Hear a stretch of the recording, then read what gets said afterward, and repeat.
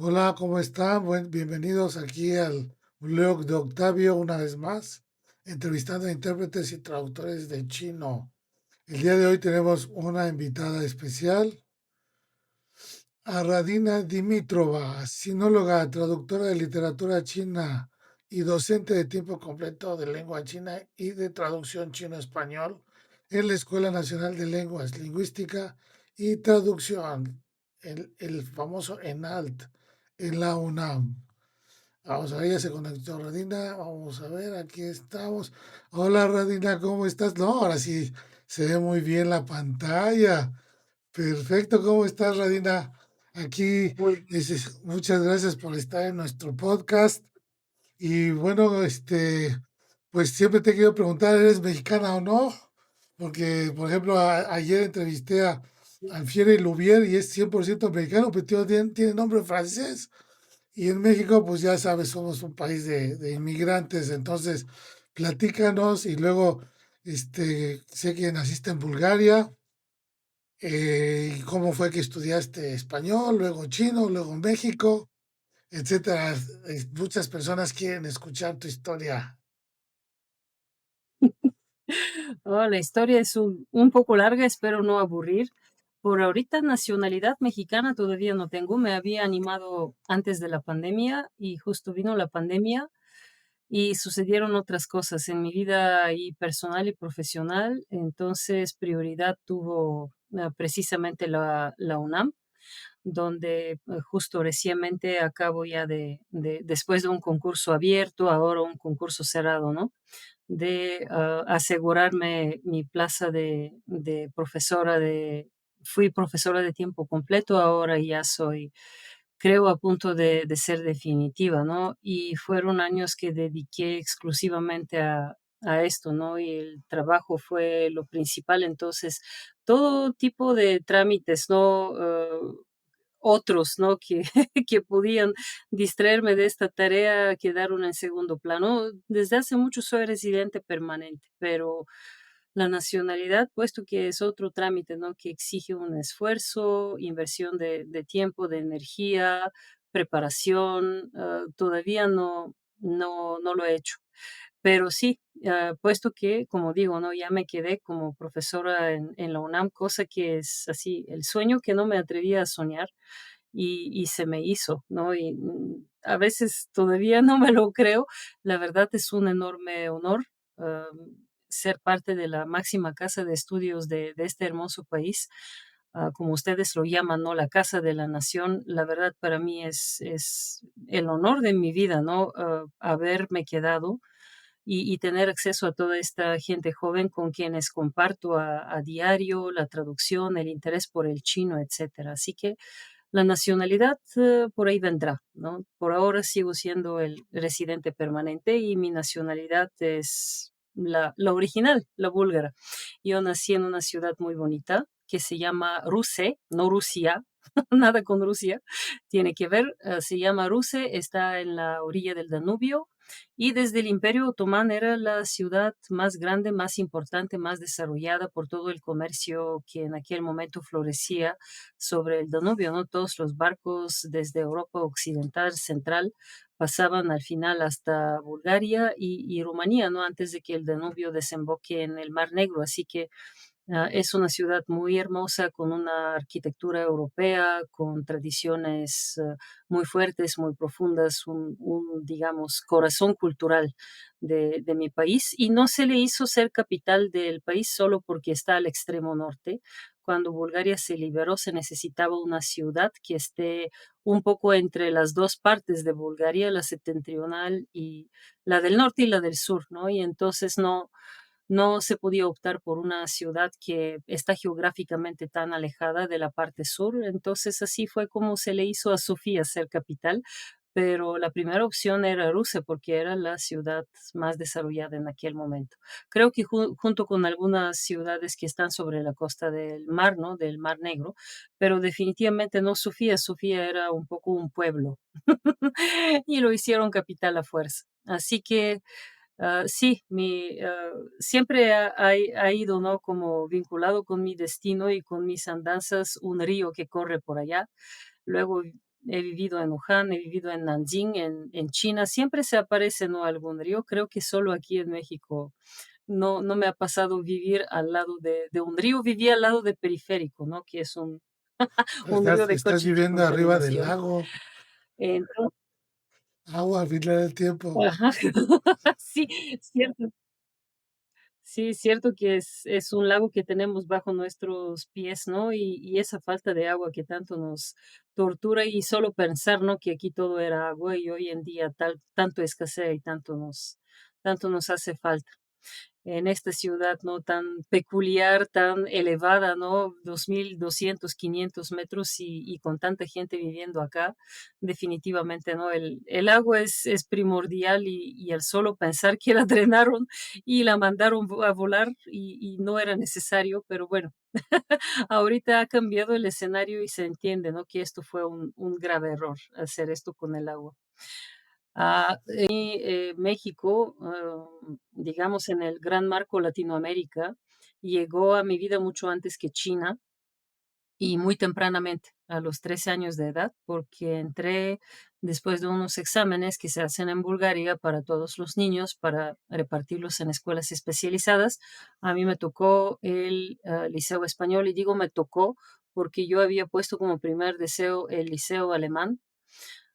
Y porque por primera vez ahí en el lejano 93, el año 93, 1993, escasos años después de que dizque terminó el socialismo, que realmente no terminó tan abruptamente, y empezó una salvaje democracia.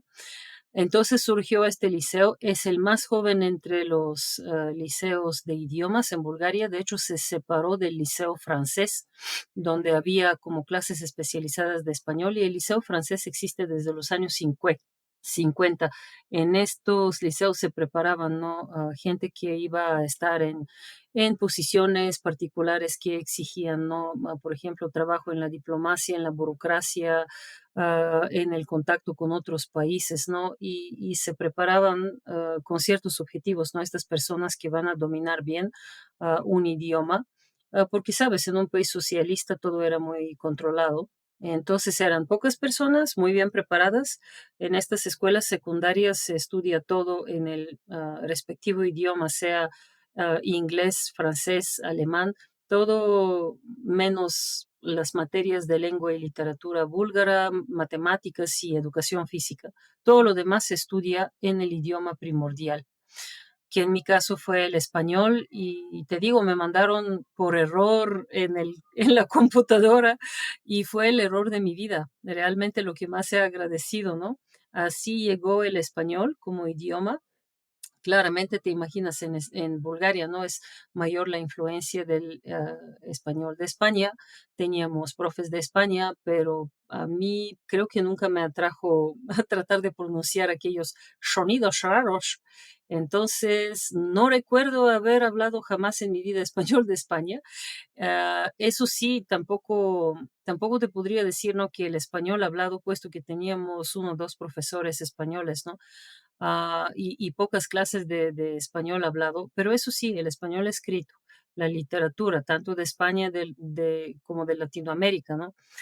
Clases de civilización de España y de Latinoamérica. Por eso digo que para mí Latinoamérica era como un país, ¿no?, sin fronteras, y todo este país hablaba un maravilloso español, y de todo este país, ¿no?, venía esta maravillosa literatura de la cual yo me enamoré perdidamente, y esto era mi primer plan de vida profesional, de ser traductora de literatura latinoamericana. Yo tuve una profe que había sido bailarina, que viajó a Cuba con un gastrol. Gastrol eran estos organizados viajes artísticos en el socialismo, ¿no?, entre países socialistas.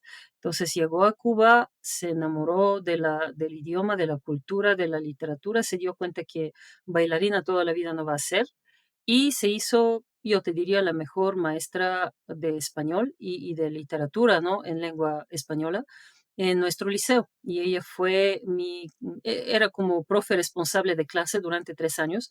Nos hacía unos dictados maravillosos de Alejo Carpentier, Horacio Quiroga, Cortázar, Borges, o sea, cosas inimaginables, ¿no? Cosas muy profundas, cosas muy ajenas culturalmente. Nos hacía traducir esos dictados. Así empecé con estos breves ejercicios de traducción, ¿no? Tratando de entender cosas culturalmente desconocidas como palo de barbería. ¿Qué es eso, no?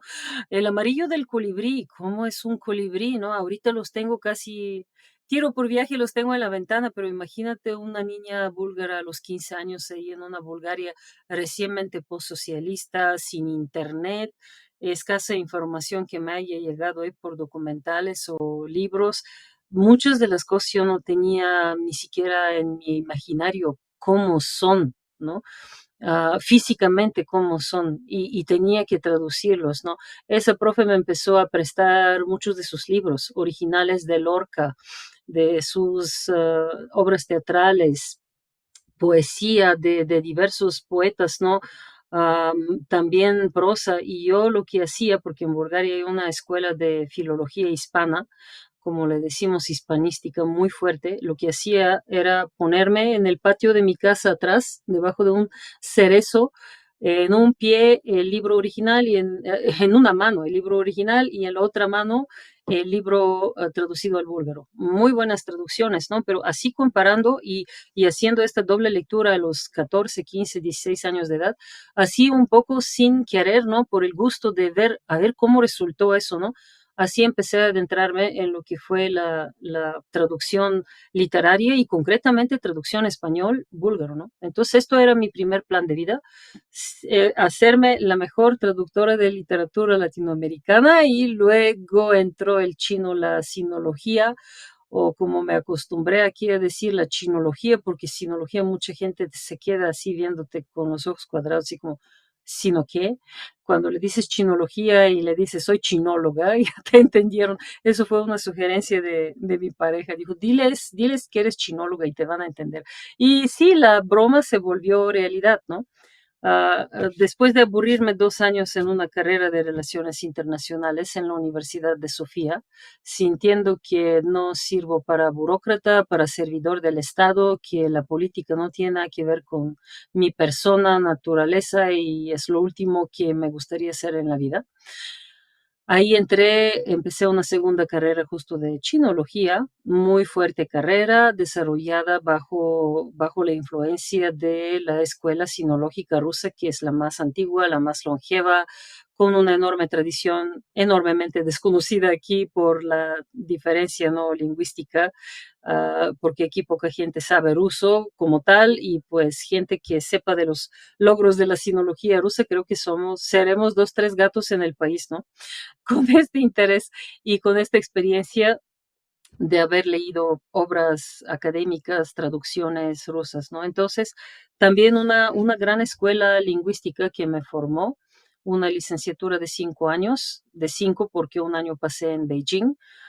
En 2002-2003, la primera gran pandemia, el SARS, fue la que me hizo regresar a Bulgaria de antemano y me quedé herida, ¿no? Y dije, no, yo tengo que regresar y el plan ya era quedarse en China, dedicarse a la literatura china, porque en la sinología empezamos desde el primer semestre, desde la literatura más antigua y 8 semestres, ¿no? En los 4 años no tuvimos un semestre sin literatura china y ahí fue el segundo gran enamoramiento, ¿no? Después de la literatura latinoamericana que se tuvo que quedar un poco rezagada, pero aquí en México empezó a regresar a mi vida y sí he podido ir traduciendo de a poquito, incluso publicar, ¿no? Cosas de literatura latinoamericana en Bulgaria. Entonces, sí, resultó que siempre sí el chino va a dictar las reglas de mi vida y después de este primer año en Beijing que tan abruptamente terminó, pero pude hacer, primero estudié mucho,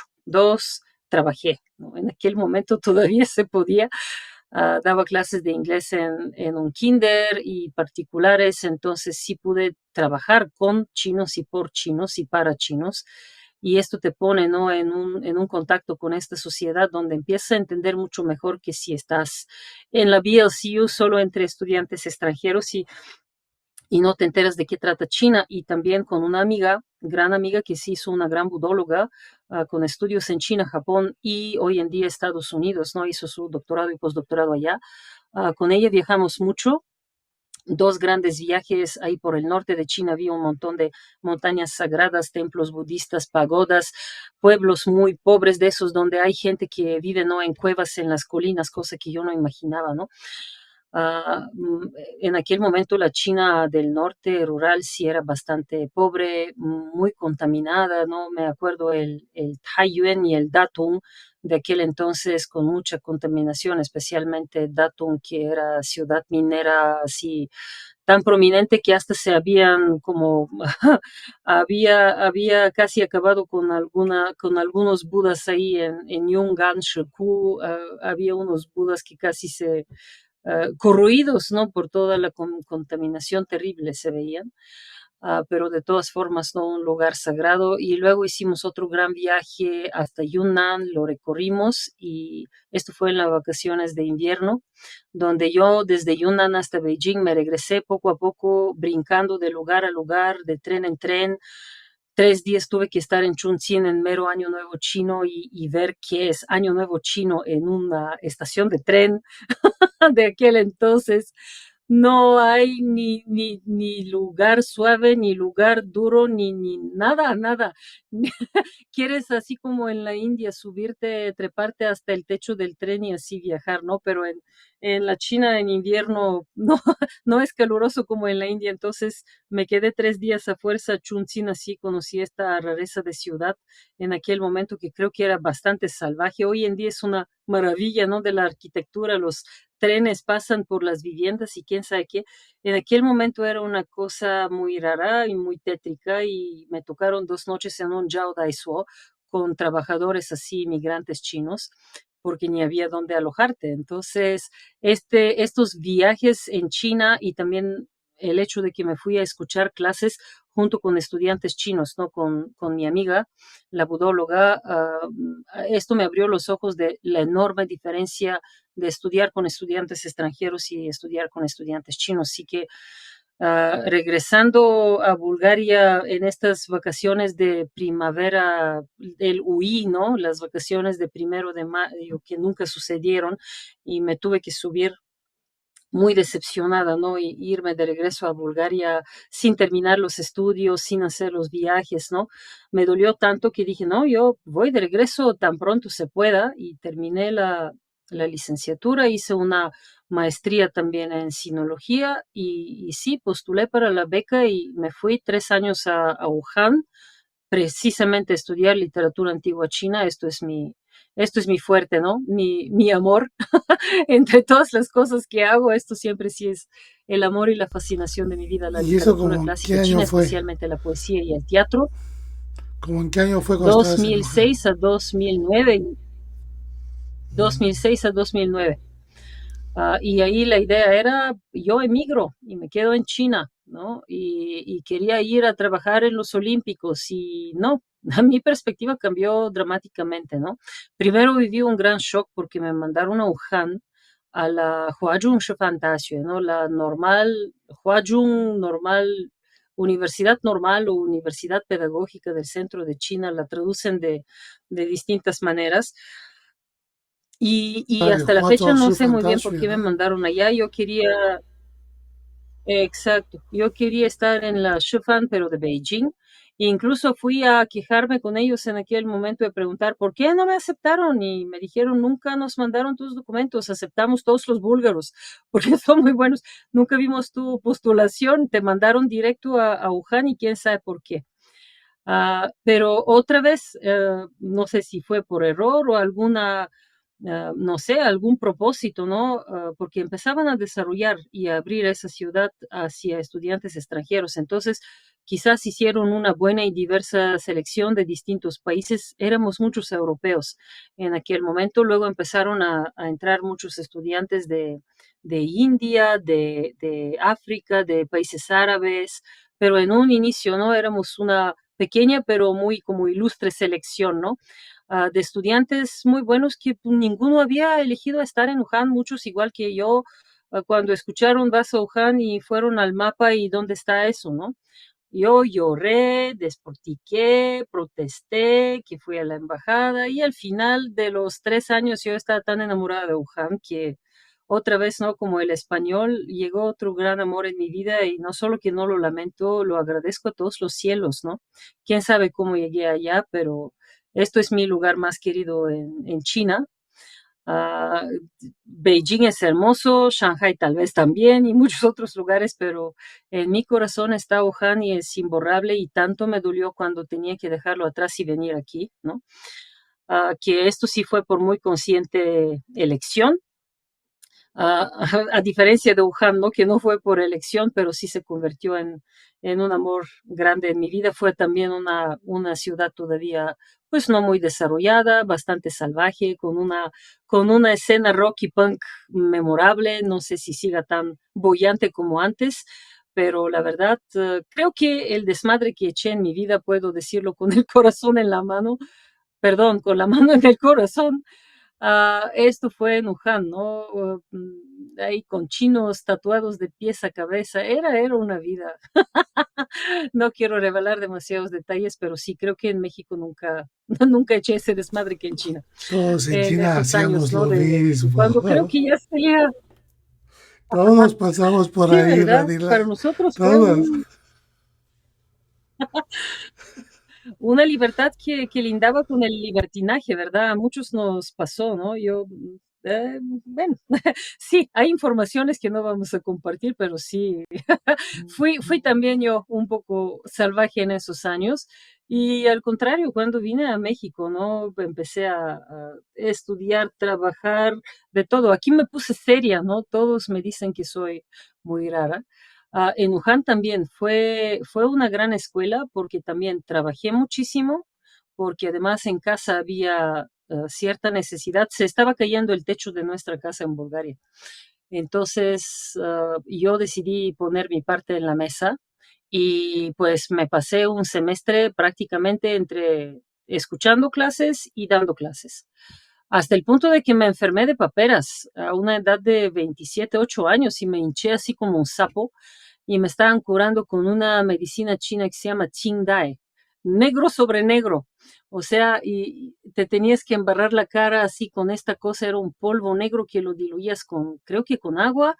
No, no, no, me veía como este Blackadder, este papel que hace Rowan Atkinson, ¿no? De un como noble inglés, pero muy raro, ¿no? Muy chueco, así justo a la Mr. Bean.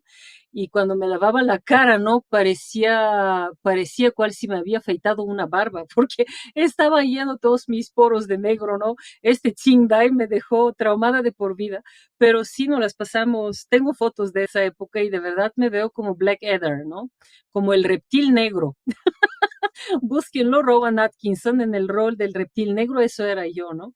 Los amigos me traían ahí provisiones, tanto me enfermé de estar todo el tiempo con niños y yo no sabía que nunca había pasado por las paperas. Ah, tuve que vivir tres días en un hospital de la universidad donde en un momento me di cuenta que no hay ventanas, sino había papel, periódico pegado en las ventanas, y esto en invierno, imagínate, ¿no? Cosas que hemos visto en las películas, ¿no? De la China rural. Yo lo descubrí el tercer día, unos amigos iraquíes me sacaron de allá, dijeron, tú aquí te vas a morir, no te podemos dejar estar acá. Y gran drama armaron los amigos iraquíes con quienes nos queríamos mucho. Hasta la fecha, ¿no? La gente más culta, educada en aquel momento de todos los 6 países árabes, africanos que me topé fueron los iraquíes, eran maravillosos.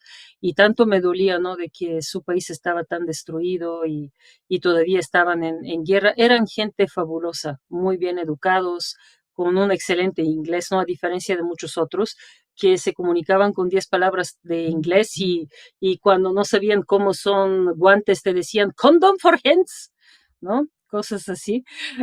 Entonces, ahí aprendí a hablar un inglés así de minimalista, ¿no?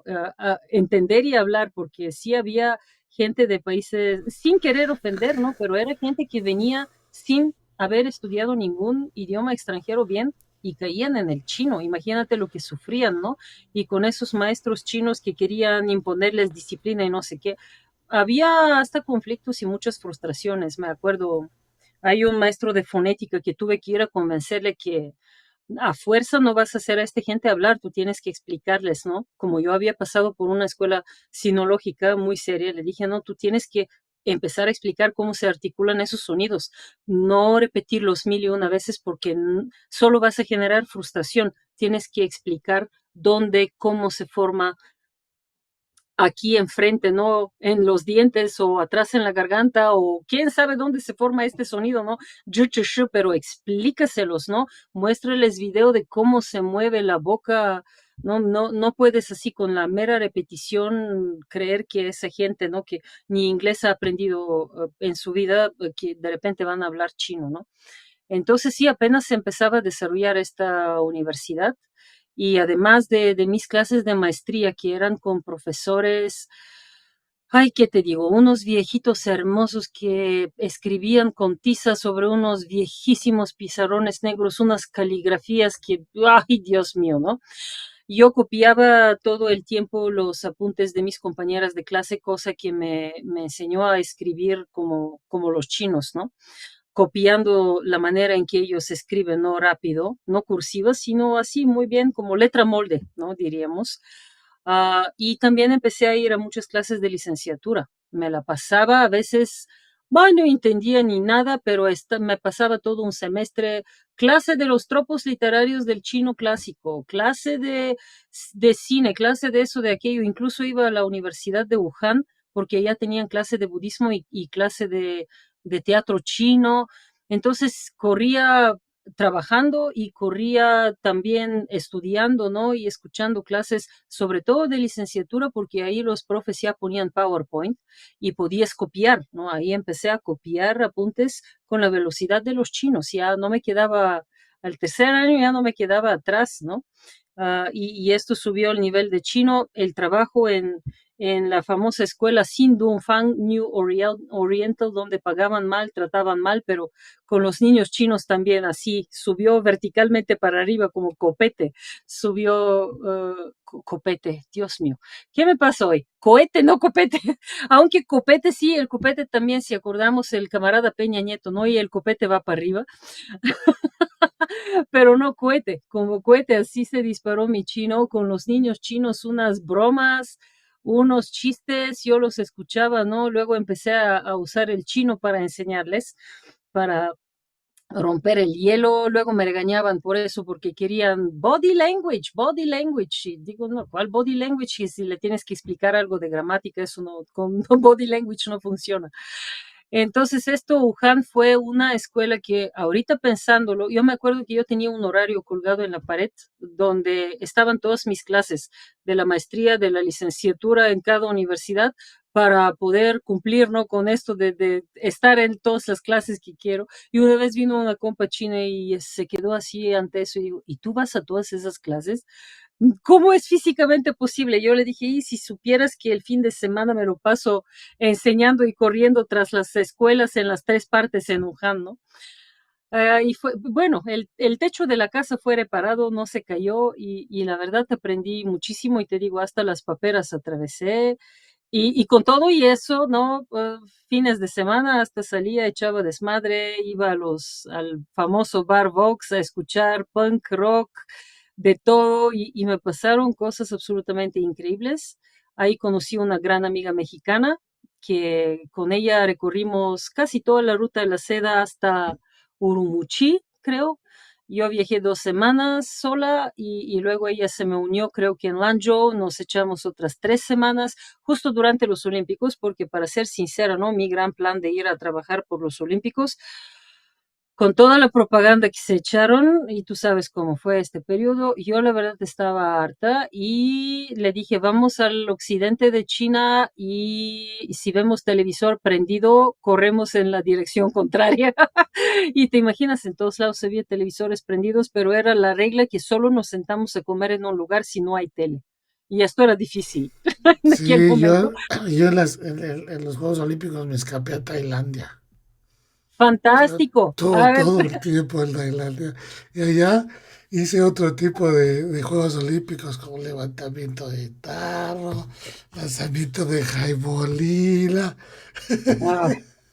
No, no, Tú sabes era cómo era. insoportable. Joven, No, mira, joven bello y con dinero y Tailandia, no, por parte no me quedé. Sí, sí, tuve el mismo sentir, vámonos, y la verdad, las cosas que vimos, ¿no? Yo creo que de los 25 importantes lugares de grutas vi como 18, 19. Llevé un diario que hoy en día me resulta ilegible, lo guardo y no me puedo reconocer ni mi propia letra, pero las maravillosas experiencias en las cuevas Yulin, en las grutas de Bingling, que están escondidas en un cañón.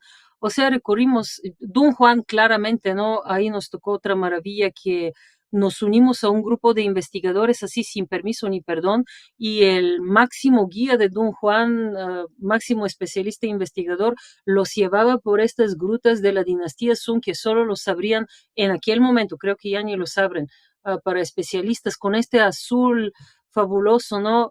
Y con mi amiga íbamos yo medio entendiendo, ella entendiendo nada porque ella estaba trabajando en Wuhan, no estudiando.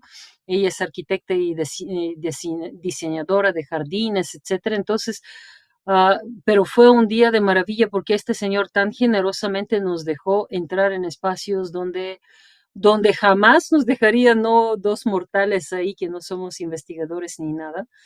Entonces fueron cosas, y ya ni hablar, ¿no? Cuando llegamos a Xinjiang fue una maravilla y luego bajamos ¿qué fue? No, por Lanzhou subimos y luego bajamos por Qinghai, ¿no? Qinghai fue otra maravilla, ¿no? En fin, ahí el lago y todo el paisaje y la convivencia de religiones, así que la verdad nos escapamos de los Olímpicos y descubrimos un mundo, ¿no? Que a mí todavía me tiene, ¿no? Las memorias de este viaje, a pesar de que no puedo reconocer qué es lo que he escrito, siempre sí ni siquiera el COVID pudo borrar esas memorias tan profundas de esos paisajes, de esos recorridos, y que fue otro gran enamoramiento de esta China occidental, más diversa étnicamente, más pobre, muy montañosa, muy religiosa, mezcla de diversas religiones, ¿no? Entonces, fue una experiencia muy, muy importante, ¿no? Y además, justo logramos el objetivo de escaparnos de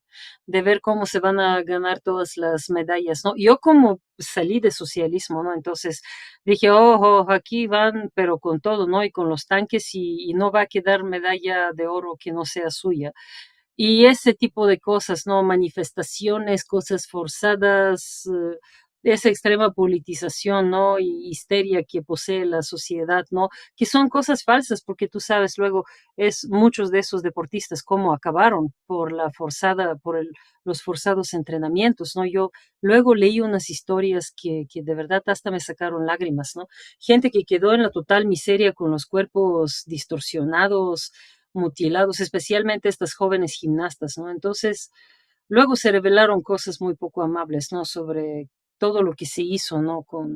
Detrás de bambalinas, ¿no? Para ganar esas medallas pues yo he visto desde adentro cómo funciona el socialismo y una de las cosas que más amo en México es que no hay eso.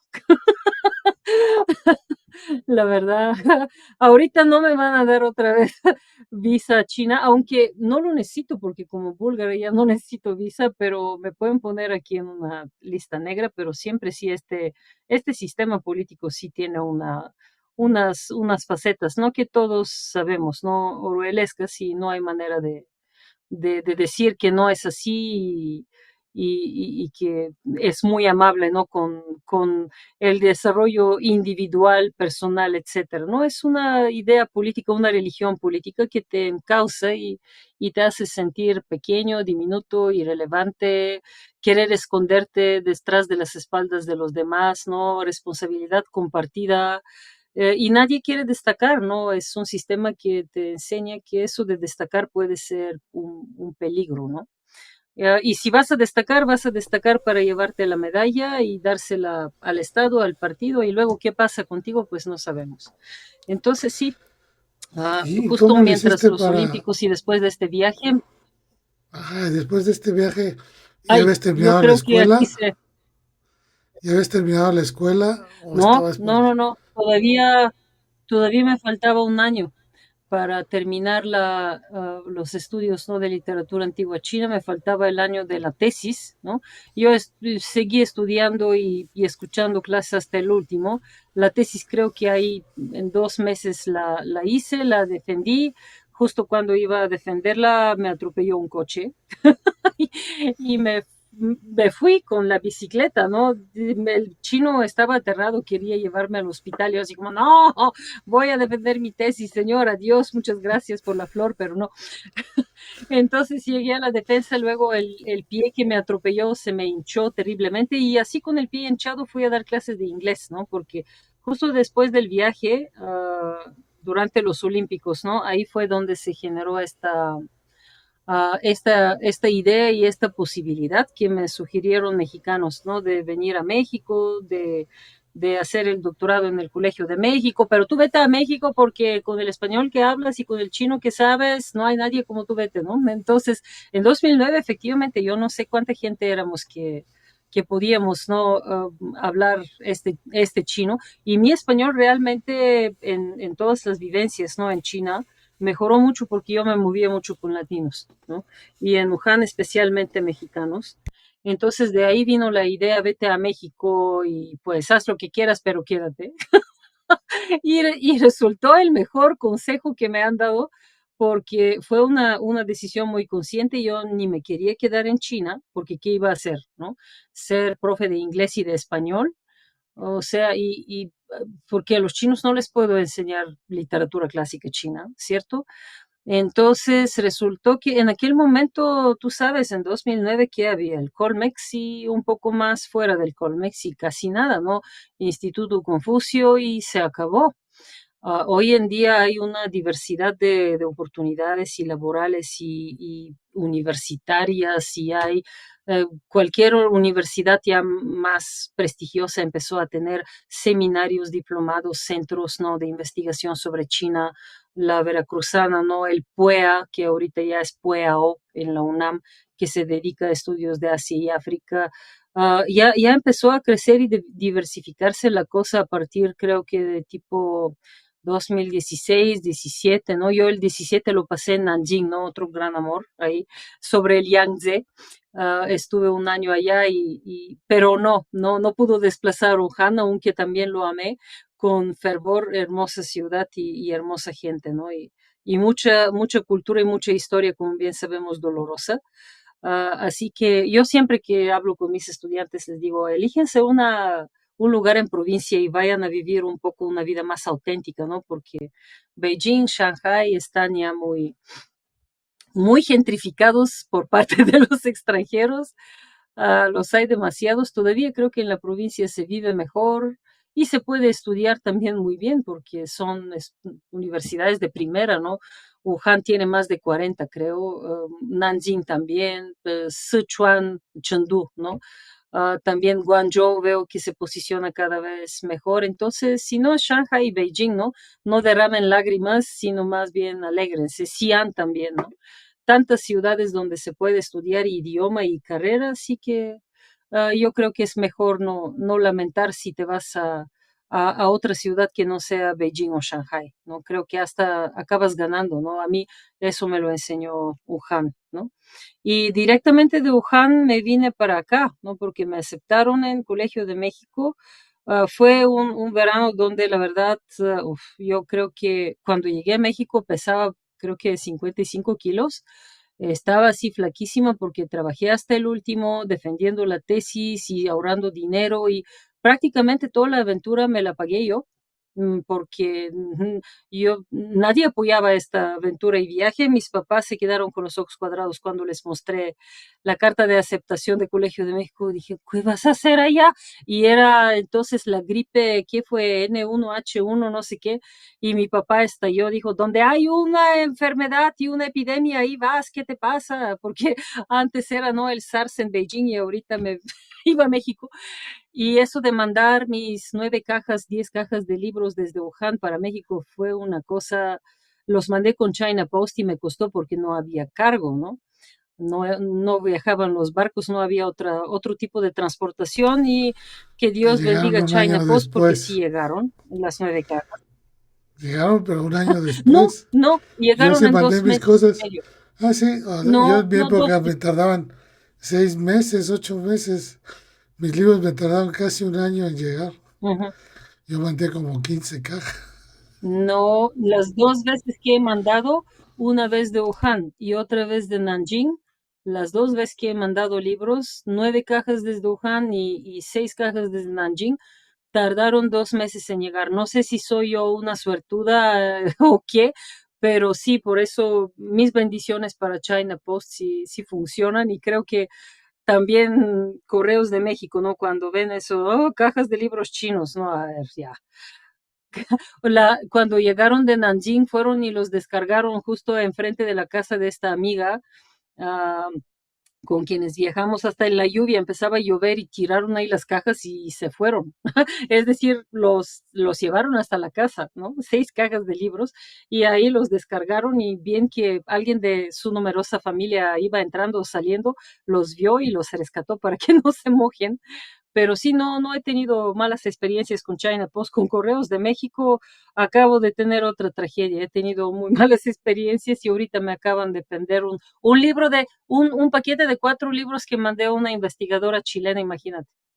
Mando 2 paquetes, uno a Singapur y llega en 2 semanas. Mando uno a Concepción, Chile, son 2 meses y no pueden encontrar. Y México dice no está en México y Chile dice aquí nunca llegó.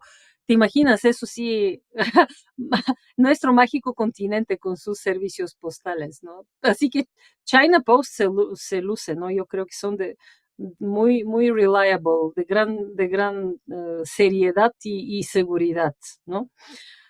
Con esas cajas estandarizadas y todo, yo los adoro, ¿no?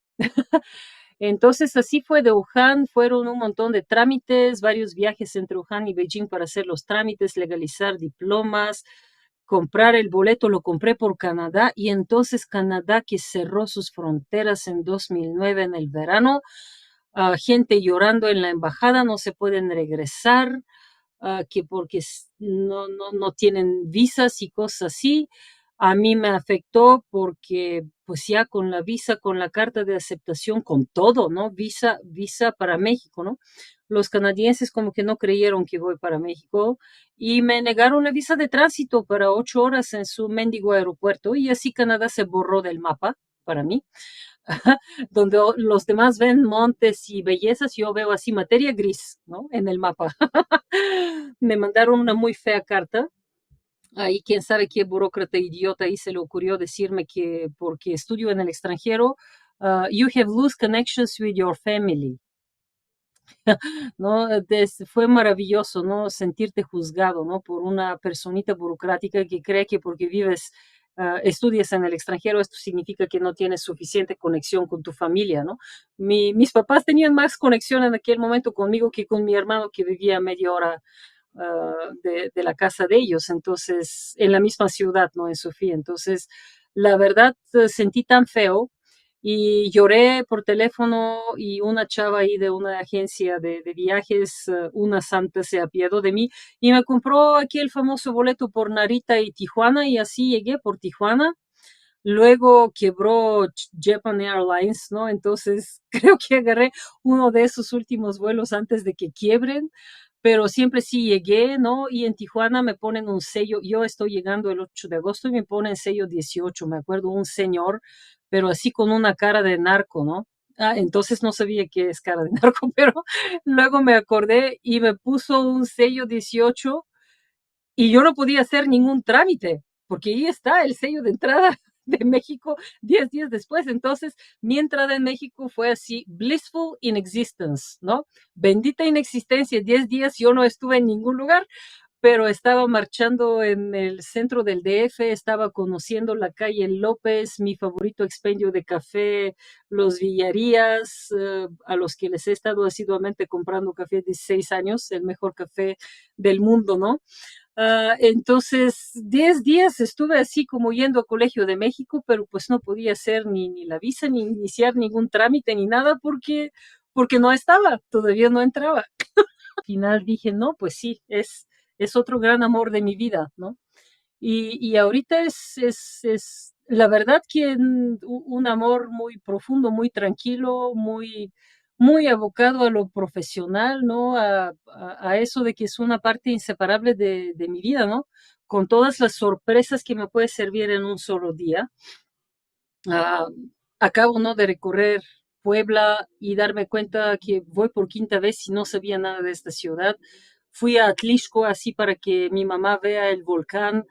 Me di cuenta qué maravillas hay en Atlixco, ¿no? Además del volcán. Luego Cholula, ¿no? Con unas iglesias que no son las más centrales, pero son una maravilla, ¿no? Que nos quedamos con mi mamá así, justo ojos de paralelepípedo, ¿no? No, ya ni cuadrados, así. ¿Cómo era? Temancintla, Santa María Temancintla, ni te puedo pronunciar el nombre, ¿no? San Francisco Acatlán, creo que era. O no, Acatepec. Entras y es una cosa, un barroco indígena, como lo llaman. Dices, ¿qué es eso? ¿Qué imaginación? ¿Qué creatividad? Y te quedas sin aliento, ¿no? Entonces, entre la vivencia laboral tan tranquila, ¿no? De nada más dar vueltas entre la UNAM, mi casa y la UNAM, las clases, el estudio, las traducciones y eso, ¿no? Una vida así como en un cuadradito, ¿no? Y la gente pensando, ¿no? Que aquí estoy en la fiesta y pues no, nada tanto de fiesta, mucho trabajo, ¿no? Mucha oportunidad laboral que me dio México, que lo agradezco. Hasta llegué a hacer cosas que nunca pensé que iba a hacer, ¿no? Y entre esto, ¿no? Que es una vida que muchos dirían muy gris y nada de desmadre, ¿eh? Y de repente, ¿no? Todas esas maravillas que vas a un lugar y te das cuenta, ¿no? Como en un lugar tan chiquito, ¿no? De repente te encuentras con tanta belleza, con tantas sorpresas, con tantos albures, ¿no? Que para ustedes hasta son cosas acostumbradas, pero para alguien que todavía no, esta nacionalidad no está debajo de su piel, ¿no?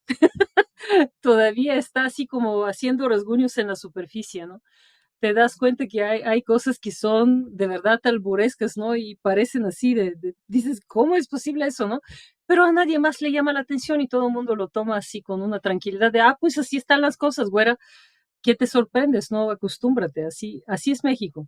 Entonces, sí, acabo de tener justo 4 días de eso, ¿no? De sorpresa tras sorpresa y una belleza, ¿no? Que la verdad me doy cuenta que después de ya un tramo bastante contundente, ¿no? De estar aquí, quizás por estar tan abocada al trabajo, ¿no? Y a lo profesional, me he estado perdiendo de conocer muchísimas cosas acá. No lo lamento, claro, todavía hay tiempo, ¿no? Pero me doy cuenta, 16 años, cuán poco, ¿no? O sea, vi cosas en Puebla que dije, ¿dónde estaban esas cosas las 4 o 5 veces que ya estuve acá y nunca me enteré, ¿no? Y no vi eso y no vi aquello. Es una cosa increíble. Y ahorita que regresaba a casa con un taxi, me tocó un taxista tan platicador que hasta mi mamá se quedó impresionada. Todo el viaje me platicó, me contó de lugares con termas, Dios mío, de unas carnitas muy especiales en Hidalgo, chivato, chavito, algo así. Fíjate, ya se me olvidó la palabra, tendré que checarlo.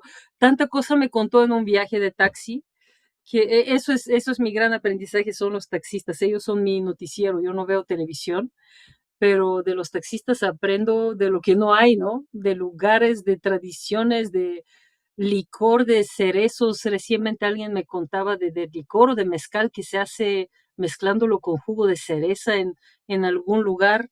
En fin, así cosas maravillosas que dices, de verdad es mágico y son así como muchas capas y capas y capas y yo nomás rasguño en la superficie en 16 años. Así que ahorita como que justo quiero esto, a ver, un poco voltear, porque mi vida 90% es China, ¿no? Todo es China. Traducción, interpretación, docencia, enseñanza y sí quiero un poquito más de México y creo que me lo merezco. ¿Cómo es tu trabajo? O Muy sea, bien. porque veo que estás, es una escuela, el ENALT, yo no soy de la UNAM, yo soy TEC de Monterrey, yo nunca he estudiado en la UNAM, Ujú, pero muchos intérpretes jóvenes vienen de la UNAM, porque la UNAM es una escuela que tiene una universidad que tiene muchas facilidades para aprender muchos idiomas y tiene la verdad, y es gratuito, o según yo es gratuito. Ujú. Entonces, ¿cómo es, qué es el ENALT? Porque varios de los intérpretes que he entrevistado hablan del ENALT y han estudiado ahí. ¿Qué es el ENALT? ¿Cuál es tu trabajo de traducción? Porque ya también vi, has traducido muchos libros de de chino, no sé si al español nada más o también a otros idiomas. ¿Cómo es tu trabajo de traducción? Porque más que intérprete veo que eres más traductora. Yo imagino que has pasado también por la parte de ser intérprete, pero platícame más, ¿cómo es esa escuela? ¿Cómo es tu trabajo? Este, ¿Qué posibilidades hay para los que nos están escuchando de poder estudiar ahí? Este, ¿Cómo se les abre el panorama con China estudiar en esa escuela?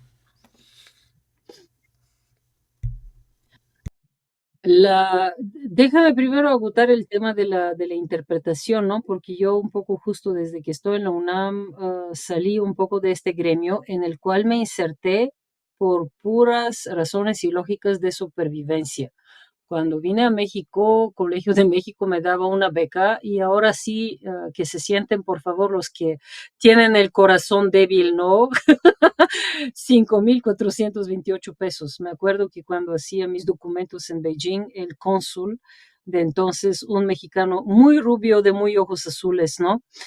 Que fue como, no sé, primera muestra de lo que aquí se determina con el término pigmentocracia, ¿no? Me miró con esos ojos infinitamente azules y para mí tampoco mexicanos y me dijo, ¿tú tienes otra fuente de ingresos? Y yo con la experiencia de China, ¿no? Donde tienes dormitorio, cuentas pagadas y puedes salir a trabajar, a dar clases, ¿no? Dije, no, pero me las arreglo, porque en China me las arreglé, ¿no? Ah, y vine a México y vi que la cosa no es así, que no existen dormitorios, que 5,428 pesos en 2 quincenas de, ¿cuánto eran? 2,714, ¿no? En UNAM tuve compañeros que cuando vieron mis talones y neta, hubo una chava que me dijo, si no estábamos tanta gente en casa y no estaba embarazada, te tomaba que vivieras con nosotros, no sé ni cómo la haces para vivir con ese dinero. La hice para vivir, pero empecé a trabajar casi inmediatamente. A, a, a los 40 días fue mi primer trabajo de interpretación. Me mandó Liliana Arzovska, la profesora Liliana Arzovska del Colmex, ¿no? Ella empezó a meterme en esos trabajos de interpretación, donde a veces me iba bien, a veces no tanto, pero a los 40 días, durante la fiesta nacional, el 15 de septiembre, yo estaba con una delegación del Ministerio de Salud de China. Imagínate, traduciendo en el IMSS, ISSSTE, Seguro Popular y el Seguro No Popular y el menos popular y el más popular, recorrimos todos esos seguros de los cuales, tú te imaginas, 40 días en México, yo no sabía nada del país, ¿no? En mi cabeza, en mi mente era aquí el fabuloso país literario Latinoamérica y yo concretamente de México no sabía nada más que es un desmadre lírico. Y de repente vete a traducir al IMSS, al ISSSTE y al Seguro Popular. Que es O líricamente sea, otro y desmadre. los petróleos y no, sí, yo no sé ni cómo lo hice, pero yo creo que en aquel momento, ¿no? Mi chino estaba así, todavía, ¿no? Fresquísimo, pero ¿cómo traduces cosas que no entiendes? Y en cada institución nos mostraban PowerPoints de 20, 30 láminas y yo hice lo que pude, ¿no? Los chinos me amaron, a final de cuentas llegamos hasta el Ministerio o Secretaría de Salud de México, donde también me pasó, creo que el primer encuentro con el machismo, pero así en su forma fea. No me acuerdo si fue vicesecretario, subsecretario o que fue un señor muy mal portado, por decirte algo, porque yo tenía que estar entre él y los chinos y él no dejó de tocarme. Hasta los chinos empezaron a molestarse porque me tocaba el brazo a cada rato y se inclinaba hacia mí y como que me acariciaba así el brazo así y las chinas vi que empezaron así como que a molestarse, ¿no? Con eso. Pero este señor, ¿tú lo conoces? Luego me pregunté, digo, no, primera vez que lo veo en mi vida, digo, acuérdense, yo caí aquí 40 días antes de ustedes, entonces no, ni siquiera sabía de qué se trataba, ¿no? Pero sí me di cuenta, ¿no? Que hay gente en estas instituciones que abusa de su posición y al traductor, ¿no? Intérprete, si es mujer, se le trata de una manera un poco extraña, ¿no? Por decir algo. Entonces, y luego esto no fue lo peor porque el último día ah, quisieron ir al Museo de Antropología y no sabemos, nunca supimos dónde desapareció, pero desapareció la computadora donde habían recopilado todas las informaciones. Se la robaron de una de las maletas, imagínate. Y no sabemos si pasó en el hotel cuando le bajaban el equipaje o los taxis, dos taxis que pasamos por el museo, nos esperaban afuera en algún callejón y luego se los llevaron, nos llevaron al aeropuerto. Y ahí fue un drama porque se dan cuenta que el laptop no está. Ahí fue mi primer encuentro con un poli mexicano, así con una cara de, güerita, ¿tú crees que yo me voy a poner a buscar un laptop donde tú ni sabes dónde se ha perdido?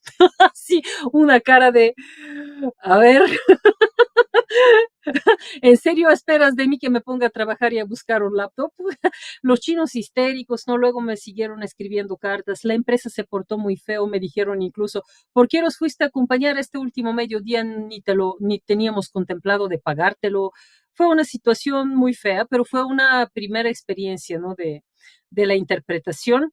Y luego empecé a hacer muchas cosas y fue por supervivencia, porque imagínate, en aquel momento, por ejemplo, estar en cabina a traducir, creo que era 10, 15 mil pesos, o sea, en un día sacar dos becas, ¿no? Yo en aquel momento medía todo con becas y la beca era misérrima.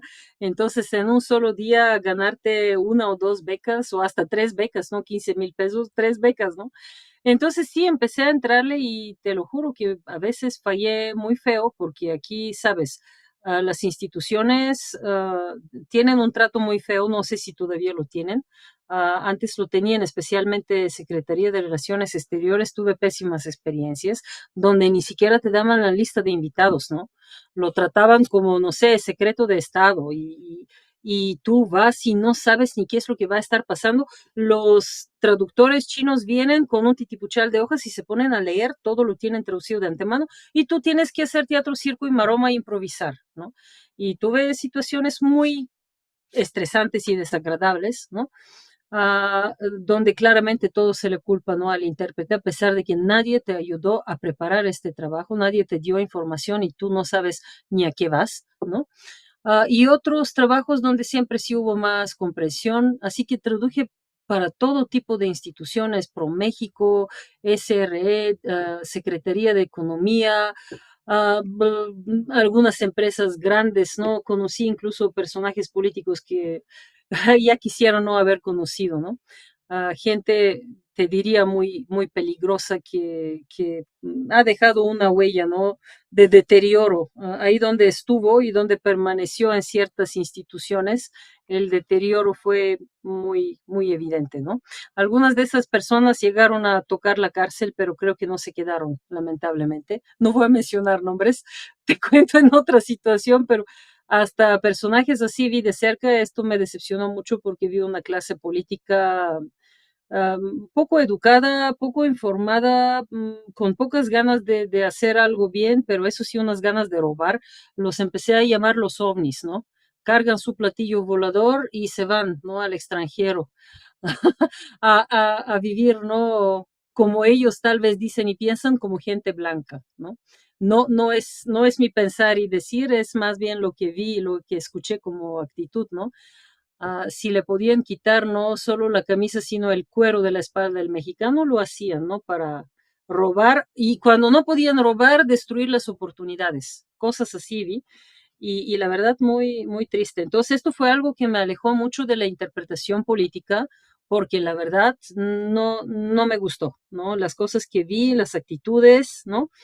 Que te traten como la muchacha de tu casa cuando tú eres la persona más preparada entre varios, ¿no? Pero porque él es el político y te puede gritar y te puede humillar, cosas muy desagradables. Así que eso de la interpretación, ahora sí lo ejerzo, pero solo en el ámbito cultural, en la academia, eventos así muy, muy acotados a lo que son simposios, aperturas, clausuras de congresos, alguna que otra ponencia, cuestiones culturales ahí, cine, teatro, cosas así muy, muy limitadas, ¿no? Por eso creo que ya por la nostalgia, ¿no? Todavía me mantengo en comunicación con los que son intérpretes, pero yo misma, ¿no? Ya quedándome más seriamente en la academia, no creo que voy a dar el giro y regresar a seguirme formando en serio en esta profesión, ¿no? Porque muchos tienen el sueño de trabajar que en la ONU, que no sé qué, pero yo aquí lo vi de otra forma y puesto que yo admito, nunca tuve una preparación profesional para ser intérprete en cabina, ¿no? Prácticamente así, acierto, error, así fui aprendiendo, pero justo, ¿no? Los malos tratos en el ámbito político fueron los que me dijeron, ¿sabes qué? Para una buena parte de ese tipo de trabajos, tú como persona no sirves.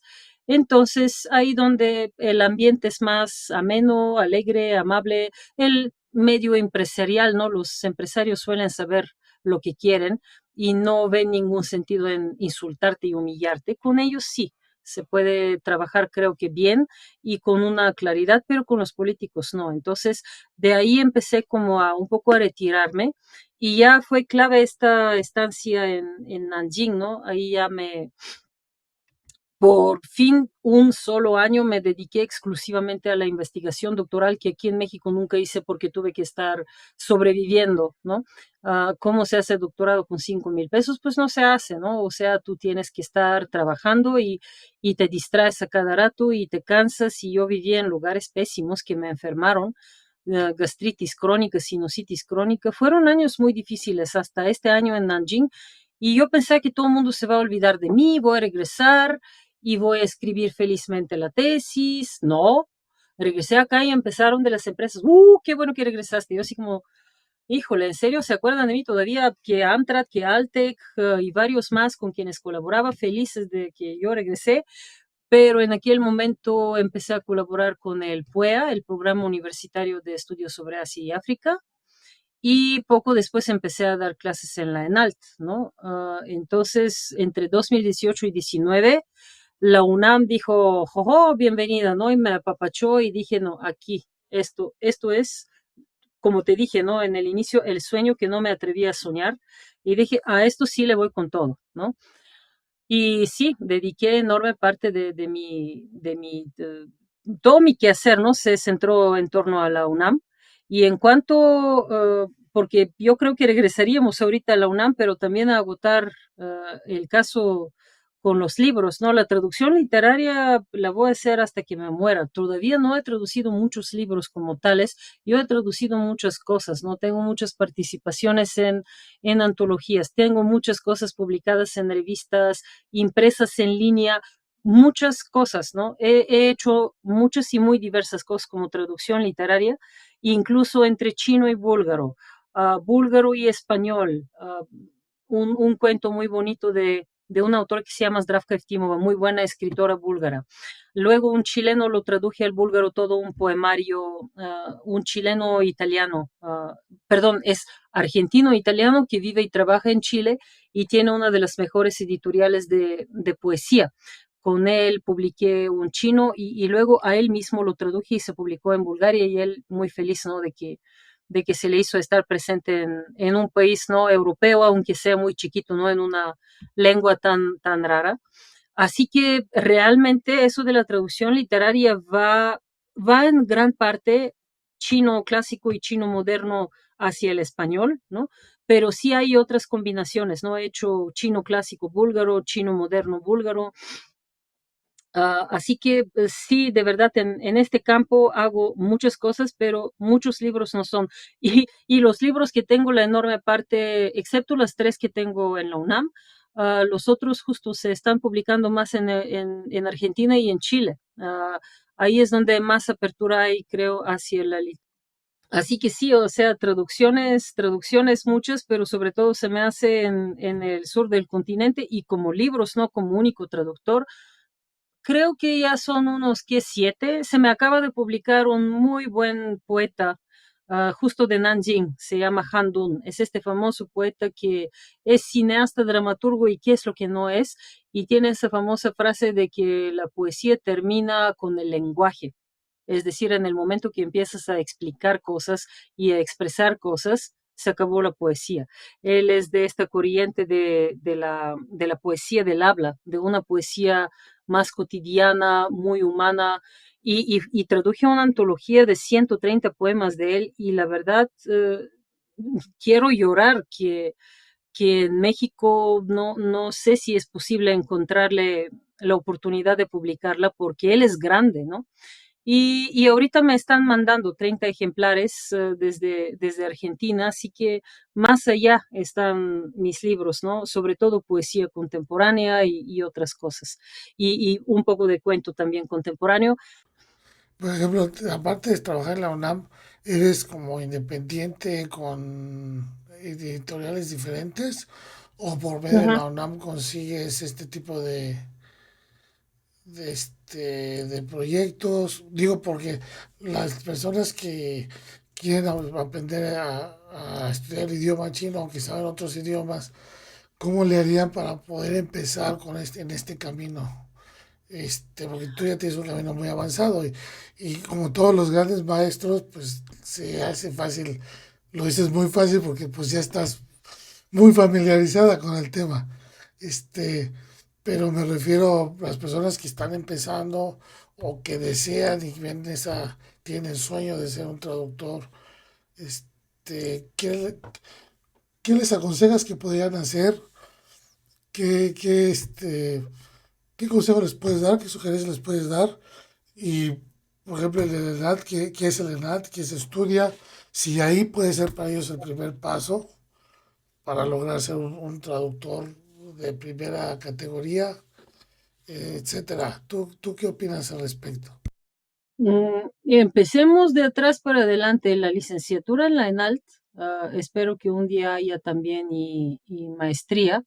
La licenciatura de la ENALT sí es un muy buen inicio en eso de la carrera de traducción, incluso te diría de interpretación, porque también se imparten, aunque pocas, pero sí hay clases de interpretación, ¿no? También es una buena iniciación para varios idiomas porque el idioma A es el español y se trabaja mucho, ¿no? Sobre el español y con el español, que es la herramienta principal de un traductor e intérprete. Dos, el idioma B es el inglés, que es obligatorio para todos los alumnos y salen primero como traductores con inglés, es decir, español, inglés, inglés, español, ¿no? Y ya luego el chino es uno de los 5 idiomas C que se elige, ¿no? Chino, francés, alemán, italiano y portugués. Y ahorita, ajá, surprise, surprise, los grupos de chino en los últimos años son los más grandes. Prácticamente la mitad de una generación se viene a chino y es medio tortuoso porque son grupos de 30 veces más de 30 personas, ¿no? Generación 5, 6, 7. Estoy así con los, ¿qué fue? Changuitos, ganchitos, para que generación 8 no sean tantos, pero quién sabe, ¿no? En fin, de repente, ¿no? Empezaron a venir demasiado hacia el chino y los otros idiomas, se generó un ¿Y desbalance, estudian ¿no? 4 o 5 años de chino?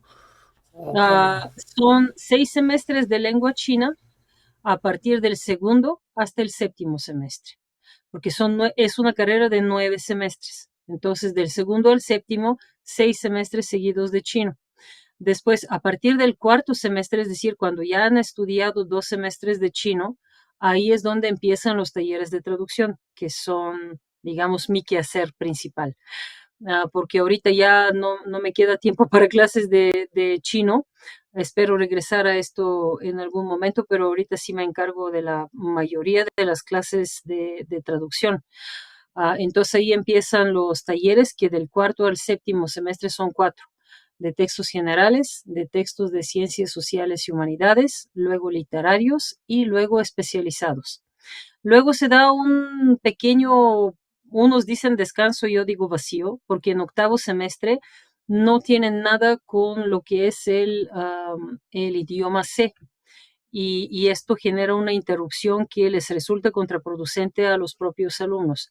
Y ya en el noveno semestre, ahí es donde la cosa hace y estalla, porque tenemos 25 distintos talleres. Estos son las 5 áreas de especialización con los 5 idiomas C cruzados, es decir, 5 por 5, por eso son 25 talleres al final.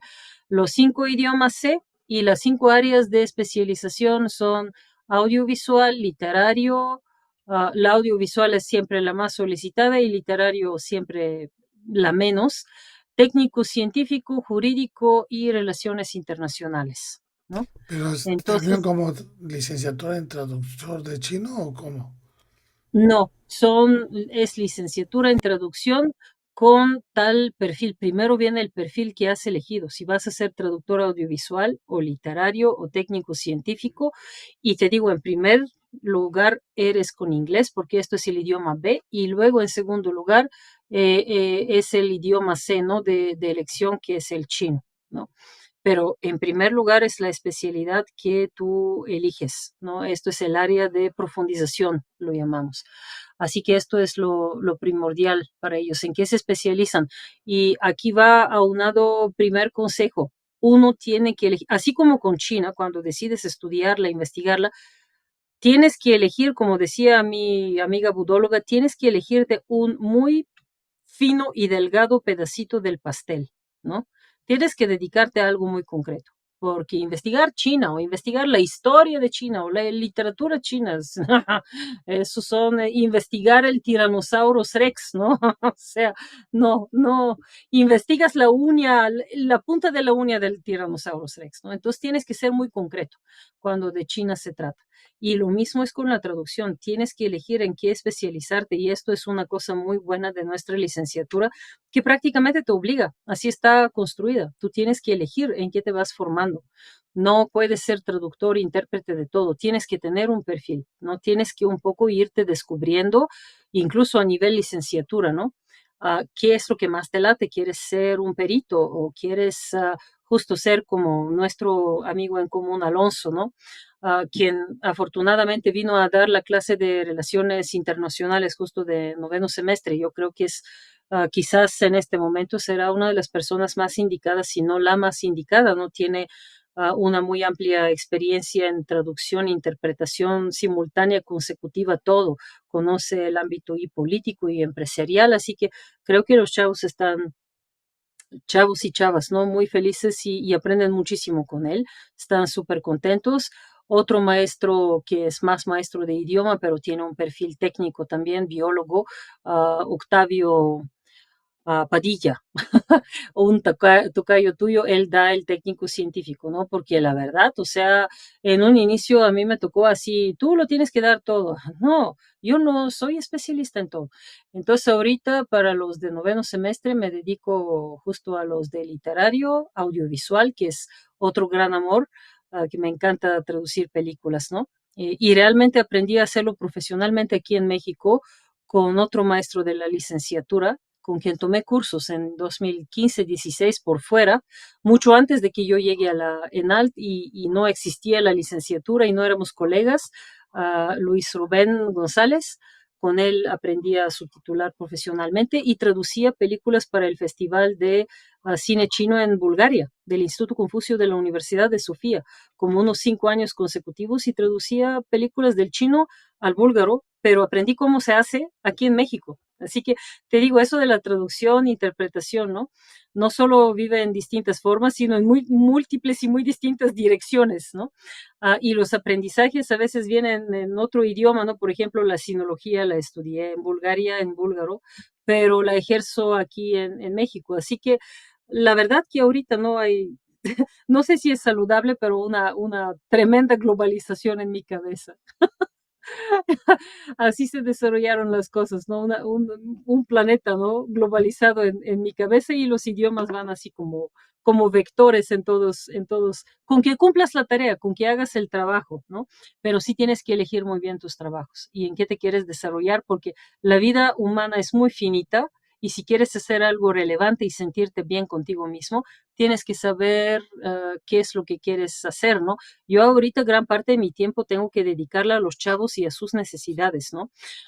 No puedo, por ser yo traductora literaria y por ser esto la pasión de mi vida, ir y tratar de vendérselo a ellos este sueño, porque de eso nunca van a vivir, ¿no? Pueden especializarse en jurídico, en técnico científico y tener un flujo de dinero a través de traducción de documentos, siendo peritos, etcétera, ¿no? Y luego, ¿no? Si quieren traducción literaria, pues, la pueden ejercer poco a poco según sus gustos, pero todavía no lo veo posible, ¿no? Este sueño dorado de poder vivir solo de la traducción literaria del chino, especialmente en México, donde tú no puedes convencer a los editores que te tomen en serio. Así que no soy de tratar forzosamente de vender mi propio sueño a nadie, soy muy realista. Incluso en las clases de traducción jurídica los he hecho traducir a varias generaciones ya estos monstruosos contratos que yo firmo cuando traduzco libros, que algunos son muy poco amables, ¿no? Y además tienen un montón de anexos que tratan de impuestos, que si vives en China 183 días pagas tal impuesto y si no otro impuesto o no pagas del todo. Entonces los hago ver esta profesión, ¿no? Desde, a ver, miren cómo es el trato hacia el traductor, ¿no? Si estás lidiando con una editorial china, ¿no? Y estás sujeto a las mismas reglas que, por ejemplo, un traductor chino. Entonces, la verdad que no estoy pregonando de que la traducción de literatura es lo mejor. Sí los trato de fascinar con las cosas que hacemos en clase. Ya hemos concretado un libro, ¿no? Que se publicó por la UNAM, Los cuentos de Afanti, de Nasreddin Hoja. Estos cuentos folclóricos tan divertidos, ¿no? Con un humor tan peculiar que es humor musulmán dentro de la cultura china, ¿no? Ah, entonces, sí, estoy muy feliz. Ahorita trabajamos una plataforma de proverbios chinos ya 2 años, donde estamos subiendo contenidos y una buena parte de los contenidos, ¿no? Las historias, las anécdotas detrás de los proverbios chinos Chengyu los traducen los alumnos, ¿no? Entonces se familiarizan casi, quizás parcialmente, pero se familiarizan con esta complejidad de la cultura china, ¿no? Y estas frases que los chinos usan hasta en su lenguaje cotidiano y hablado y que tienen milenios de antigüedad y vienen de fuentes y ahí está una cita en chino clásico que ni se entiende, pero de ahí viene, ¿no? La frase que el chino te la puede decir en una conversación así o la puedes ver en un texto, en un manual, ¿no? De aprendizaje de chino. Entonces, sí los estoy confrontando con tareas sí, y con desempeños muy concretos. Ahorita hace unas semanas llevé a 15 alumnas a un encuentro entre 15 editoriales chinas y algunas editoriales mexicanas que sucedió en Caniem, en la Cámara de la Industria Editorial Mexicana. Y fuimos para traducir. Se resultó que pues ellos iban a traducir del inglés, ¿no? Y resultó que siempre sí muchos de los chinos no traían un inglés del todo muy bueno, así que tuve un poco que correr porque estaban distribuidos en distintas mesas, en distintos cuartos, ¿no? Sucedían distintos encuentros entre editoriales chinas y mexicanas, así que de repente tenía que apoyar con el chino, pero sí la libramos. Ahí estaba también nuestra querida colega Lucy Liu, ella también estaba traduciendo, contratada por la parte china para los discursos y para, como traductora de la jefa de la delegación. Así que fue muy interesante experiencia y estoy contenta de que pude exponerlos un poco a una experiencia profesional para que se les vaya quitando el miedo, porque la gran parte todavía estaban en la carrera, ¿no? Y un par de alumnas ya tituladas también levantaron la mano y dijeron, yo quiero participar. Y vinieron y bueno, solo nos dieron constancias, no nos dieron nada más. No hubo pago, fue, fue una cuestión voluntaria, pero creo que fue importante para ellos. Así que trato de tratarlos como colegas en desarrollo, no como alumnitos, ¿no? Para que se lo tomen en serio, ¿no? Creo que esto ayuda para que se lo tomen más en serio, que los trates como colega, ¿no? Y un poco como igual, ¿no? tengo cierta autoridad, pero no insisto mucho en esto, ¿no? En clase soy bastante paciente. A veces mi clase parece clase de maquillaje. Algunas chavas empiezan a maquillarse, otros se me duermen, terceros están en el celular, ¿no? Yo estoy como la Bodhisattva Guanyin esta de la misericordia, porque lo veo ahí dormido y digo, bueno, tal vez se paró a las 4 de la mañana y se pegó 3 horas de viaje para llegar a la UNAM. Entonces trato de ser piadosa, misericordiosa, porque además el chino es difícil. Y por otro lado, trato de hacérselo ameno. Con esto empecé en la pandemia, ¿no? Buscando cosas interesantes muy vinculadas con el humor, ¿no? Como los cuentos de Afanti, cómics, diálogos cómicos. Ahí hay un canal en YouTube. Ay, Xiao de Guantou, las latas querían, ¿no? Ay, nos encanta traducir esos diálogos. Cuánto se aprende y de cultura popular cotidiana china y lenguaje y expresiones y incluso gramática, ¿no?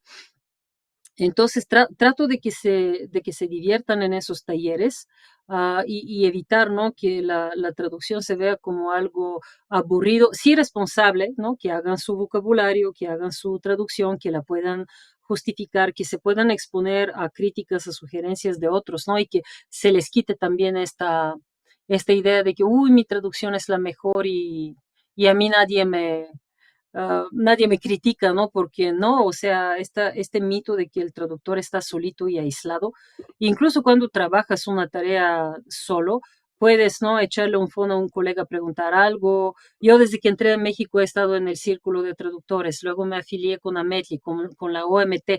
Yo no veo la profesión del traductor como una tarea solitaria, ¿no? Y estoy en mi torre de marfil y no me toquen ni a mí ni a mi traducción, ¿no? Al contrario, cualquier texto, ¿no? Ni siquiera los originales son perfectos, ya imagínate las traducciones. Siempre puedes aprender más. A mí se me quitó el orgullo justo con eso de poner mis textos en la mesa, ¿no? De discusión en el círculo de traductores y que los colegas opinen y cuando te dicen, pues eso no se entiende, se te quedó en chino. Están las palabras en español, pero se te quedó en chino y te duele y te frustras, pero luego te das cuenta que, pues, esto es tu público, ¿no? Además son colegas profesionales, pues ya imagínate a alguien que no tiene esa preparación y lee este texto y no entiende nada, o sea, ¿de qué sirve tu orgullo?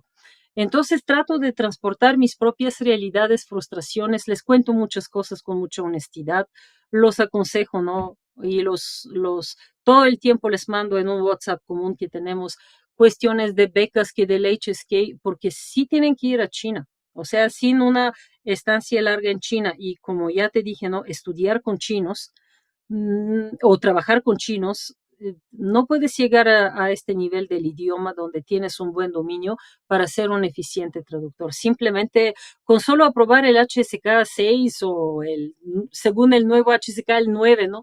Son exámenes, eso es algo que preparas, pero el idioma, los temas que abarca este idioma y además temas profesionales, esto es otra cosa, ahí los exámenes se quedan cortos, sí que qué bonito que aprobaste el HSK, pero esto, ¿qué tanto te sirve para traducir, no? Mucha gente tiene un buen nivel de idioma y esto no significa que puede ser traductor, ¿no? Puede ser maestro, docente, puede disfrutarlo para sí mismo ese idioma, pero traducir, Ah, especialmente textos, no. qué bueno que mencionas ese tema. Y yo concuerdo contigo, pero tú como especialista en el tema, puedes tener un nivel de idioma, pero no te sirve para ser traductor. Ujú. ¿Podrías explicar más ese caso, o sea, esa idea? ¿Por qué piensas así?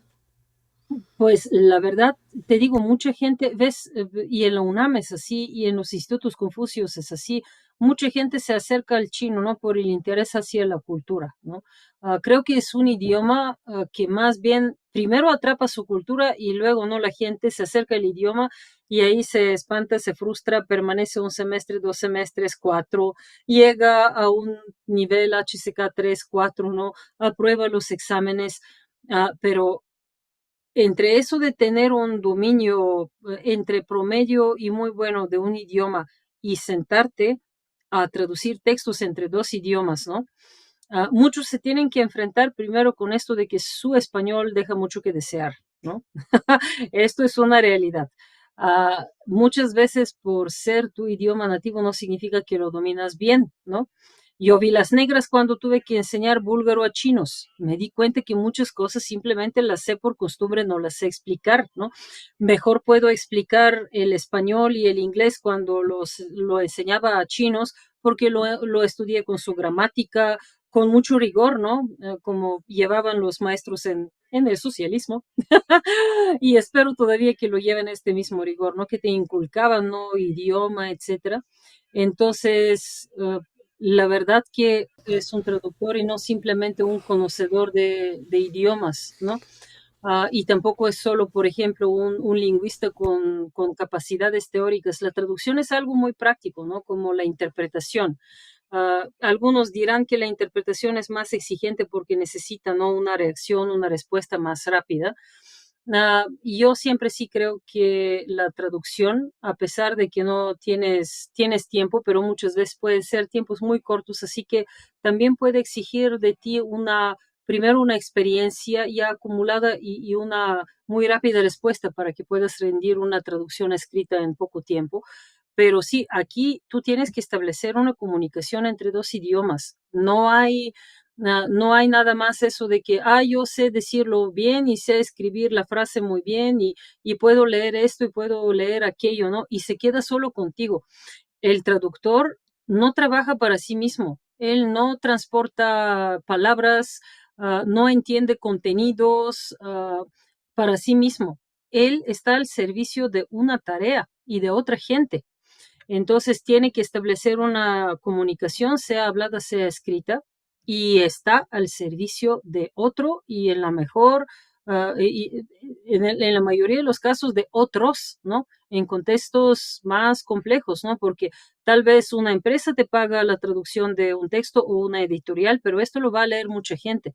Entonces, un traductor no es un sabedor de idiomas, es un trabajador con idiomas, ¿no? Estos son herramientas, ¿no? No eres el pensador de Rodin, ¿no? Del escultor donde estás sentado y puedes pensar en, no sé, 7 idiomas que sabes, ¿no? Y a ver si una frase la puedo pensar en español tan bien como la puedes pensar en chino y en italiano y no sé qué. No, el traductor es como un albañil. Cargas ahí tus instrumentos y tienes que aprender a trabajar con ellos mejor todos los días, ¿no? Mejorar un poco tu técnica. Nosotros somos técnicos, somos albañiles, aunque suena feo, ¿no? Y nuestro trabajo es para los demás, no es para nosotros mismos.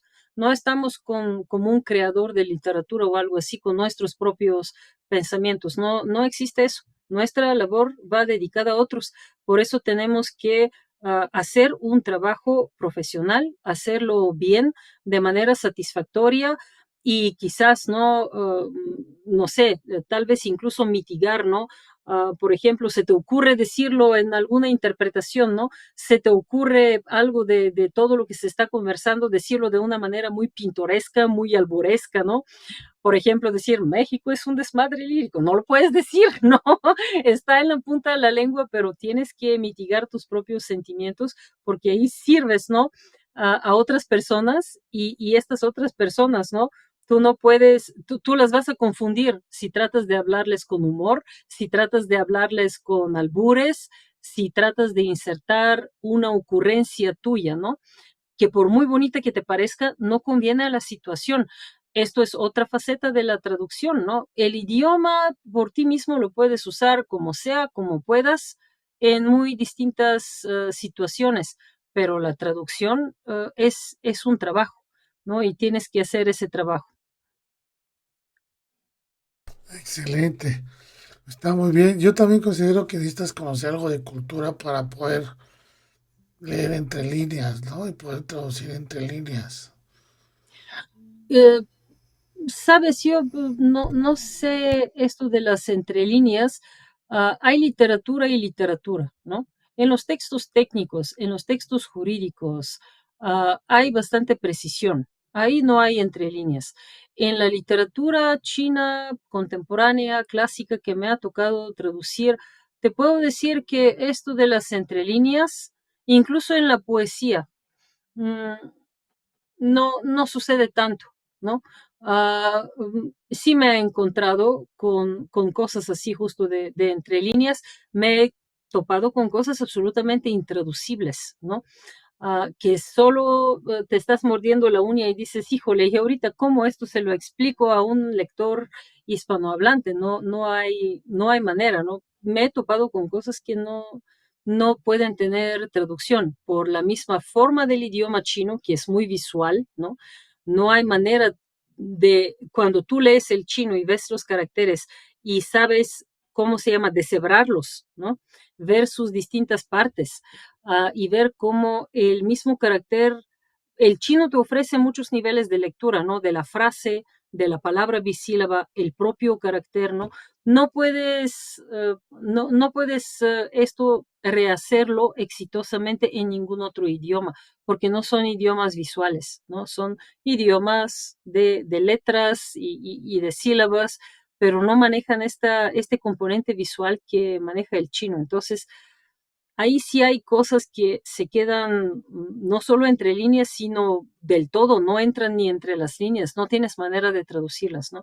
Cosa que no debería de frustrarte, ¿no? Buscas una manera funcional.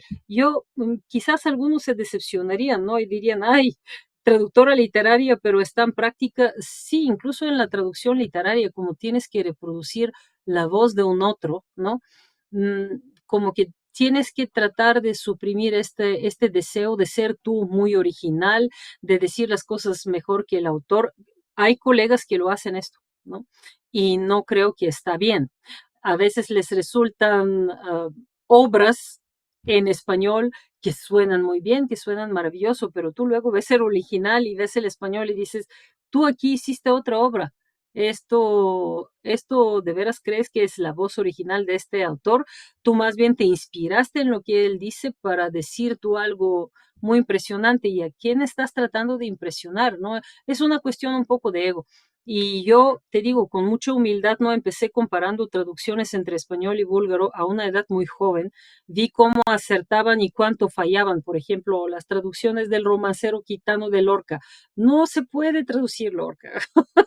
Sí, se esmeró mucho el traductor búlgaro, hizo ahí un pulcro trabajo, pero no, o sea, tienes que leértelo Lorca en español. Eso es, tienes que disfrutarlo en su idioma original, ¿no? Muchas cosas de la poesía china y clásica y contemporánea, te diría, también son así, ojalá y supieras el idioma. Entonces, yo soy de la idea de hacer un trabajo técnicamente satisfactorio, pulcro, no tratar de insertar mi voz, no tratar de dar, ¿cómo se llama?, libre albedrío al propio ego y tratar de decirlo mejor que el autor. No creo que va por ahí la traducción, incluso la literaria, ¿no?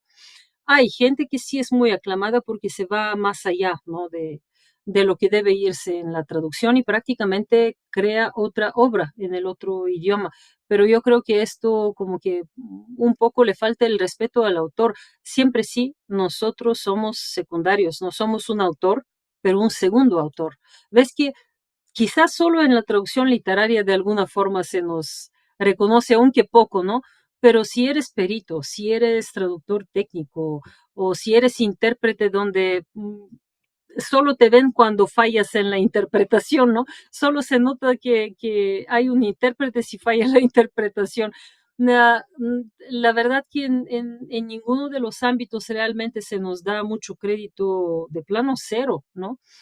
Y solo se nota nuestro trabajo si de repente no lo hacemos bien. Así que en lo literario, ¿no? Donde se exige mucho tiempo, mucho esfuerzo, y al final, ¿no? Siempre sí es una palmadita al ego que salga tu nombre en la portada, ¿no? Una tendencia que empezó a hacerse incluso en México, ¿no? Hay muchos editores que se niegan, pero hay editoriales que ya empezaron a tomarse en serio la tarea de poner su traductor en portada, porque es un secundario autor, pero siempre sí tienes que ser un secundario autor con respeto, ¿no? Y no perder de vista que esto es la palabra de otra persona y no le improvises demasiado y no sobreexpliques lo que dice el autor, ¿no? Hay herramientas, ¿no? Para apegarte bien a la palabra de este otro y que esto sea un poco tu ley, ¿no?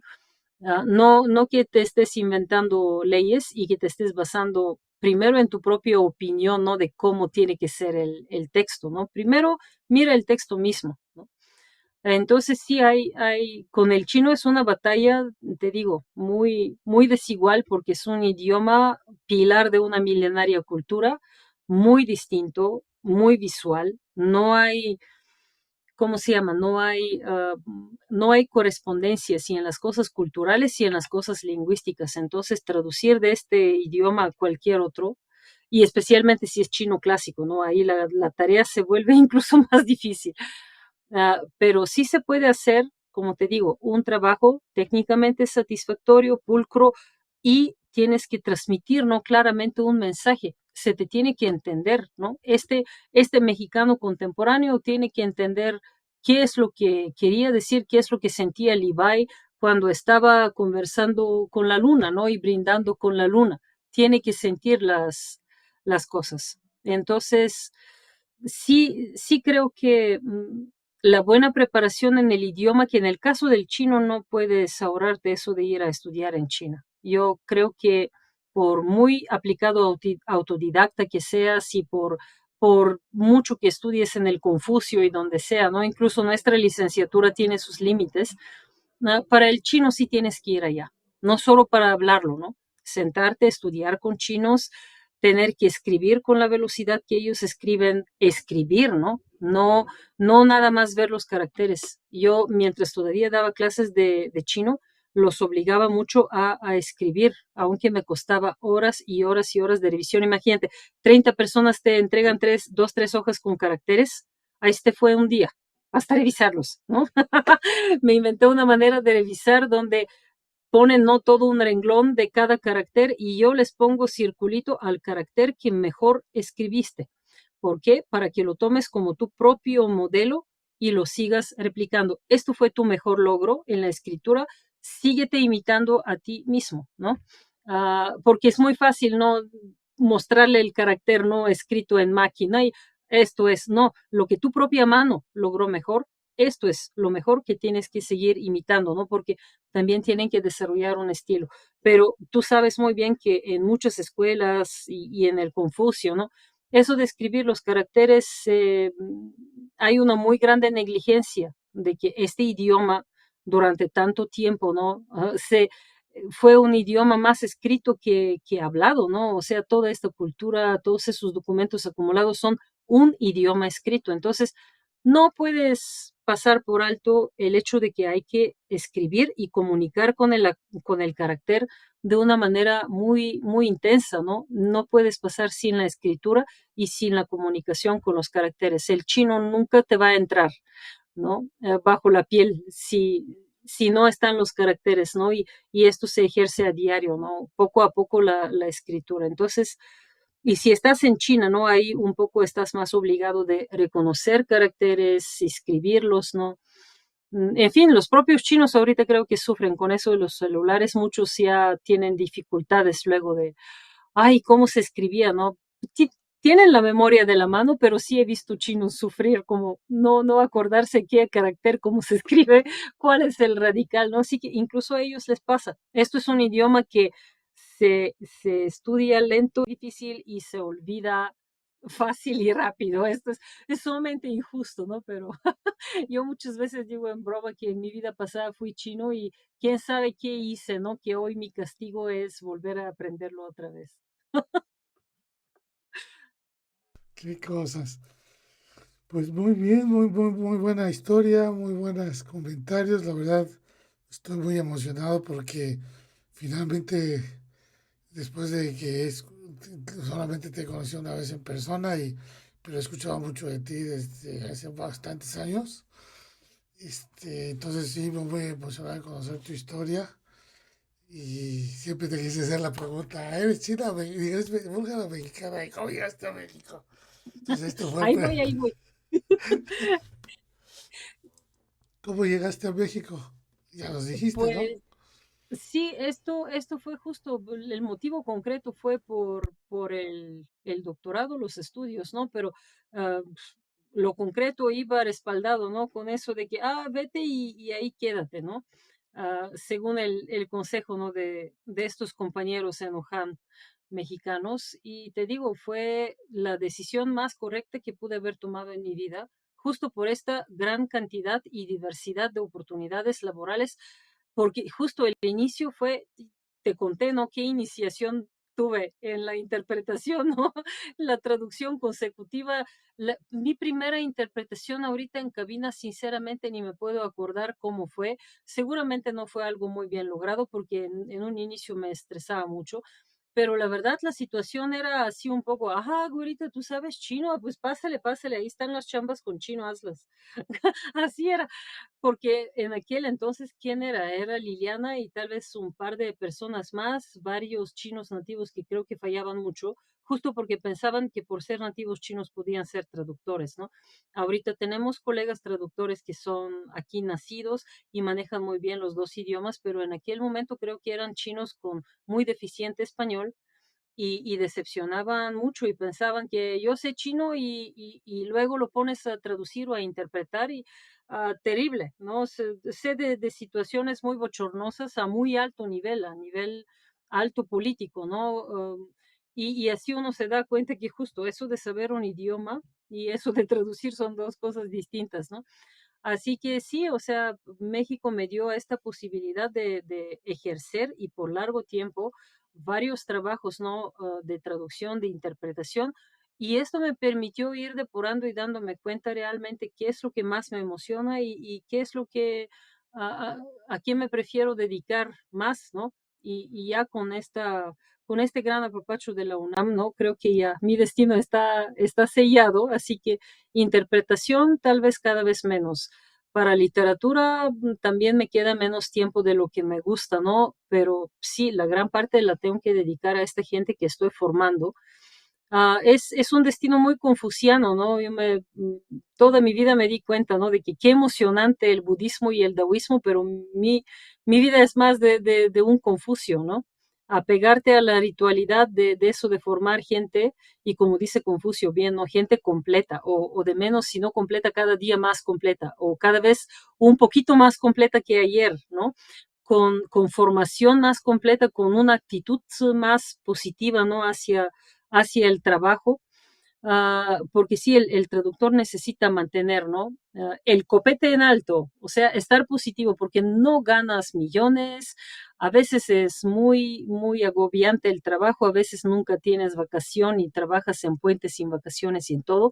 Entonces, si no la miras esta profesión con un amor y con un optimismo, no creo que puedes permanecer por mucho tiempo. Yo veo entre mis alumnos muchos que no creo que tienen mucho futuro en la traducción, porque como gente creo que no, tal vez tienen un buen dominio del idioma, pero traductores si van a ser con chino o sin chino, lo dudo. O sea, y en algunos sí veo esta chispa de que les fascina la traducción y que esto de veras sería, ¿no? El meollo de su vida. Otros más se van hacia la investigación sobre traducción y es muy válido, ¿no?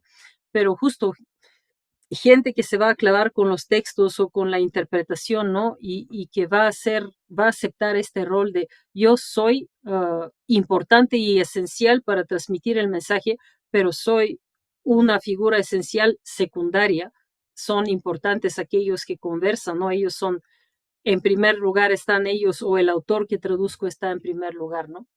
Uh, esta mentalidad no sana de saber que tú estás tras bambalinas, ¿no? Y tu rol no es de lucirte. Esto lo veo en algunos de mis alumnos y me alegra porque sé que elijan el área de profundización que elijan, van a hacer un buen trabajo, justo porque tienen una clara idea de cómo es y cómo funciona la profesión. No la ven de una manera romántica, sino la ven de una manera de yo este oficio así lo voy a ejercer, ¿no?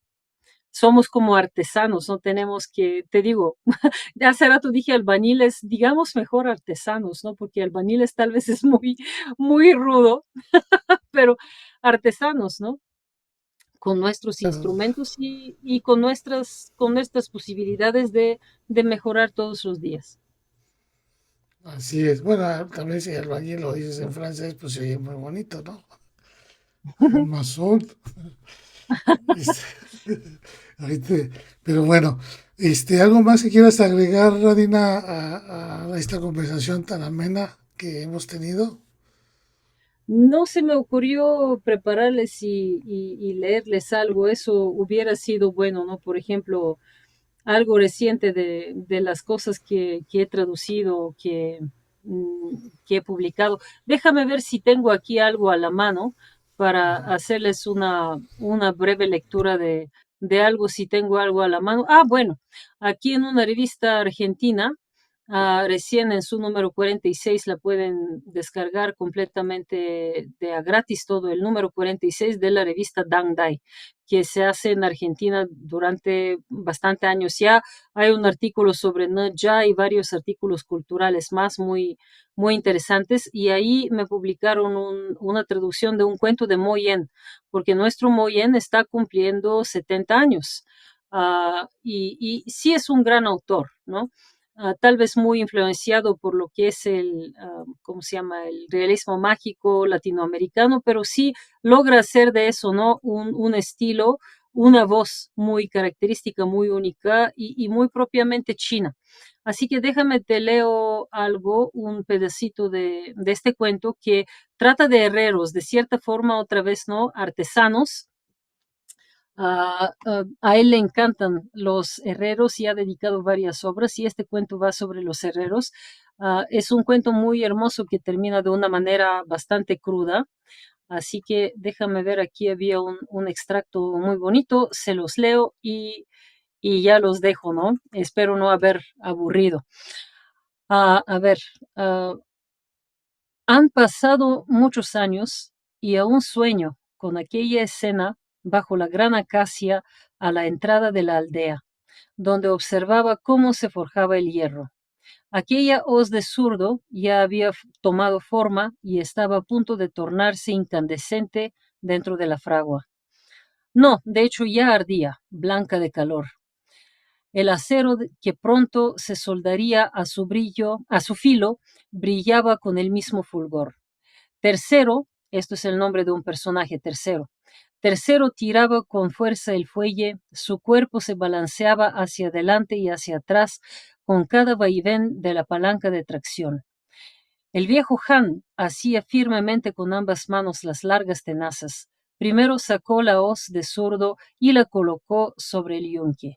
Luego añadió la hoja de acero sobre el filo de la hoz, tomó aquel martillo pequeño, parecido a una batuta, y dio un primer golpe sobre el metal deslumbrante. Entonces el pequeño Han blandió su martillo de 9 kilos y lo dejó caer con un eco sordo y melifluo justo en el lugar donde el maestro había señalado. La hoja del acero y la hoz se habían fusionado. Tercero dejó el fuelle, tomó el segundo martillo y entre los soplos del viento descargó un tremendo golpe sobre el acero blando. El resplandor amarillo de las llamas en la fragua y la cegadora luz blanca sobre el yunque iluminaron sus rostros, que parecían hechos de un hierro al rojo oscuro. Los tres hombres formaban un triángulo, los tres martillos se perseguían entre sí, y el espacio en medio parecía impenetrable. La escena fundía la sensación avasallante de estar ante infinitas cordilleras y mares embravecidos, y poseía una fuerza sobrecogedora, cual si miles de rayos y truenos se descargaban juntos en un instante. Lo más blando y lo más duro, lo más frío y lo más caliente, lo más cruel y lo más suave se fusionaban, volviéndose uno, como una pieza musical que era agitada e imperiosa, suave y cimbreante. Así es el trabajo, así es la creación, así es la vida. Así es como crece un joven, así es como un sueño se vuelve realidad, así es como el amor y el odio surgen y se disuelven en medio de una forja grandiosa. La hoz de zurdo quedó terminada. Era una pieza excepcional, forjada con sumo cuidado, una herramienta única, hecha a medida.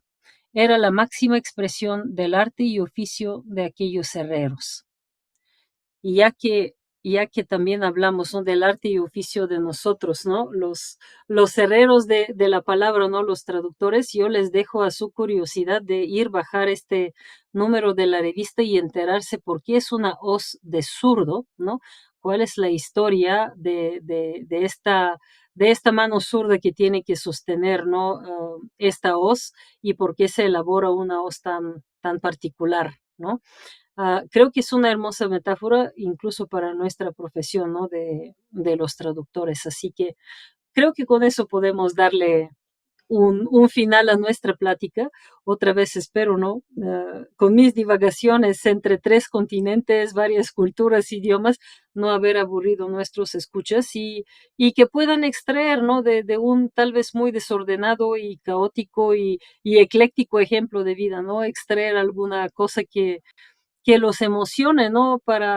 Digamos, hacer algo en su propio aprendizaje del chino, quién sabe, ¿no? Si encuentran algo emocionante, yo feliz. Para nada fue aburrida, yo creo que fue bastante buena, bastante entretenida y bastante ilustrativa. Yo creo que muchas de las personas que nos escuchan se están dando una idea más amplia, han dimensionado mucho más lo que es ser traductor y sobre todo desde alguien tan especializado como tú y alguien que habla varios idiomas y que aparte ve a México como su casa principal actualmente. Ahora sí, como decimos en México, ya eres mexicana. Sí, por cierto, si me permites una última cosa, puesto que estamos en la época de Lady tal y Lady cual, mm, si una cosa para mí está en chino es justo esta gente. Creo que nuestros escuchas no entienden de quién estoy hablando. Me quedé muy sorprendida, como todos, no malamente sorprendida, que hay gente que tiene este tipo de trato, ¿no? Y en su histeria y en sus ganas de imponer un discurso efectivamente de manera muy abierta racista, ¿no? Ah, no entiendo. Esa gente están en un chino no clásico, no extraterrestre, un chino que nunca he aprendido.